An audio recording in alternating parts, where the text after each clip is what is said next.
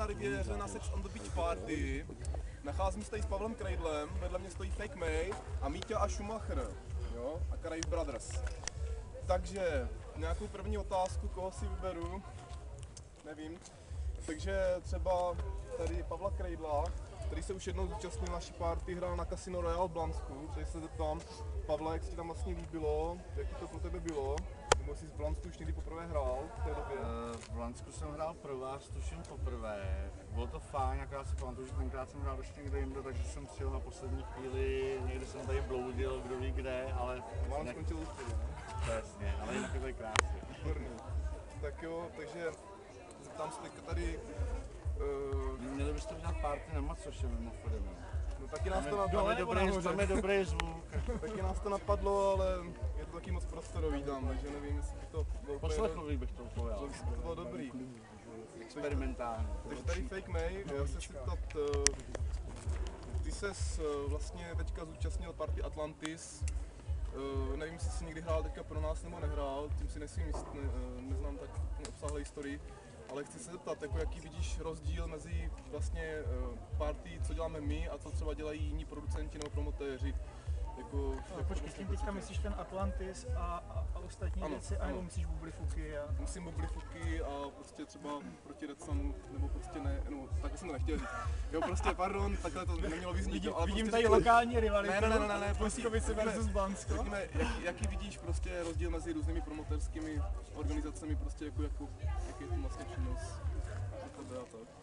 Hele, já si myslím, že to není jako o tom, která skupina lidí to dělá, ale jakoby u těch menších skupin je důležité, jestli ti lidi prostě sami hrajou a mají k tomu nějaký vztah, protože pak je dobře udělaný zázemí, pak se tam dobře hraje a pak tam vlastně jsou lidi, kteří to baví.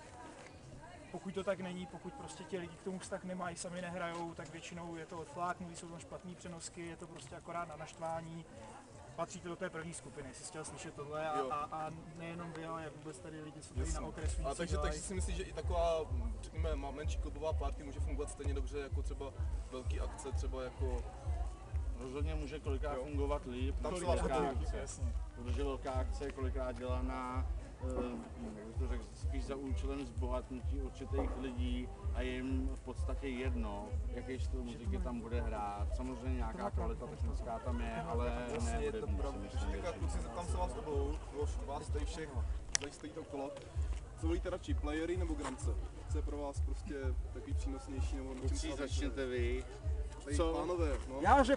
Já řeknu pro mě by byl přínos Gramic, jenže tam to se u nás jedná o tým, že není moc jako peněz, takže je to o tým, že hrajeme CDčka, co jsem si prostě všechno sehnal, nakopil, tak hraju, co mám doma, co jsem si mohl prostě dovolit, protože nevydělávám si jako praktik, jsou v tom hodě, tak co jsem si mohl dovolit, nechci to tady víc rozvádět, tak je to o tím, že my hrajeme prostě set živě na lidi, ale hrajeme od CDček. My nemáme nic poskládaného a nachystaného, co bychom měli dopředu nachystaný, nějaký konkrétní věci nebo něco. My prostě hrajeme živě přímo na lidi.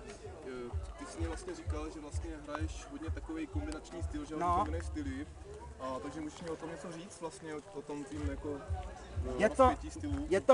je to prostě v tom, že my hrajeme prostě, my jsme, já řeknu prostě, jak to u nás vzniklo. Je to prostě o tím, že bylo hodně komerčních, je hodně na světě komerčních DJů. Takže tady ty party různý prostě chcou prostě komerční. A je to o tím, že my chceme prostě ukázat, že se ta hudba dá dělat úplně jinak a že jak psali X mágů, Beňáci, že zháního experimentální DJe, že budou experimentovat čímkoliv, co budou moct.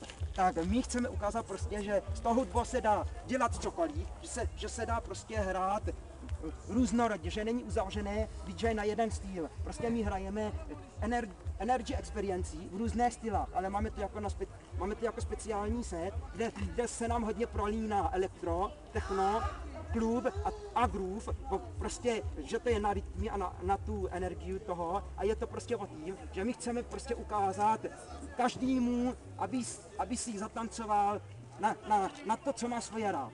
Aby prostě nikdo, aby si tam našel to svoje. aby prostě nikdo nenadával nikomu, že je že hrajeme jenom jednu praseční. Jasně, Chtěl je se to- zeptat tvýho bráchy, jestli můžu... No, může. Takže se chci zeptat, vy jste minule hráli na DDčku v Boskovicích, takže jak se vám líbí prostředí tady a proti DDčku, jaký v tom je rozdíl, co se tady líbí víc nebo míň, prostě popiš mě. No, jak se ti líbí na Riviera? Tady jsem nebyl, tak ti nemůžu ještě odpovědět. Já vím, ale prostě Teďka. už si viděl, jak to Jo, připadá, řekl. takže můžeš popsat své první dojmy. No, já bych řekl, že tady je to lepší než na tím DRčku a že na tím DRčku prostě, jak jsem hrál ty 3/4 hodinky, že to bylo prostě k hovnu. Protože tam jsem nemohl prostě ukázat, co jsem ukázat chtěl. Tam prostě mě to nedalo žádné pocit, vůbec mě to nenaplnilo. A byl jsem velmi zklamán, že když lidi na mě šli pařit, tak nás vyhnal Holder. A to se mně prostě nelíbilo. Upřímnosti nejdál Tak dojde. dneska vás doufám nikdo Prostě nebude. jsem hrál a nedostal jsem se ani na věci, takže nikdo nepoznal prostě co hraju. Prostě jenom nějaký duc, ani jsem se nedostal na melodii, na žádný experiment prostě. A o tom to prostě není. Takovou party prostě nemám rád, když mě někdo vyžene. Dobře. Holder se tam spytal prostě a takový pičoviny prostě. Bylo to prostě to nejhorší, co mohlo být. To prostě DDčko je na hovno Si chvilinku. a jako hodnotím tady tento klub, že si myslím, že to bude dobrý jako. Ještě bych se zeptal tady Pavla Kreidla, tady Fake Me. Stylová kombinace, jako jak vám to poslední dobou jde, prostě na čem jste začínali, v čem se teďka pohybujete, jaký body teďka hrajete, když to řeknu takým způsobem. No, tak já furt určitě klubový techno, jako, to tak, protože to je prostě asi hudba mýho života a bude dlouho, ale každopádně, jakož jsem dělal různý styly hudby, jsem poslouchal, tak asi se mě všechny ty styly nějakým způsobem dotkly a snažím se to sem tam prostě, když je, jak říká, dobrý zvuk, dobrá nálada, když se do toho pustit, tak prostě používám cokoliv do té hudby. pravda, To znamená, to je hudba. zakomponuju tam prostě Beastie Boys, hip-hop, zakomponuju tam prostě snap, co chci, prostě co mi napadne. A v tom si myslím, že tady ta hudba prostě originální a proto to nemůže svým způsobem lidi omrzet, protože jak říkají kluci, ty pak můžeš namixovat do čeho chceš cokoliv. No. I tu Hanku Zagoroval, kterou jsem Prostě hrajeme takovým tím Tady stylem tady 90. myslíš, let co to Rivově. Rivově 90. let, protože nám se líbí hodně ty, Já jsem ty slyšel 90. Maroša, leta. takovýhle, že jste něco o tom mluvili na rozhovoru, to já No, si Ne, pamatuju, když prostě poprvé tady někdo hráli. tam prostě naseká jenom to techničko, chodí máte jenom radši- duc a Kluci. o ničem to není. Komplexně, máte radši takový tvrdší techno, nebo máte radši třeba i takovou jemnější odnože třeba jako... Já miluju tvrdý a jemný dohromady. Melodie a tvrdost dohromady, prostě zkombinovat. To dává že rádi úplně, mícháte. úplně jiný náboj to dává, Já než kdyby prostě- si hrál 3 hodiny furt stejně. Já prostě mám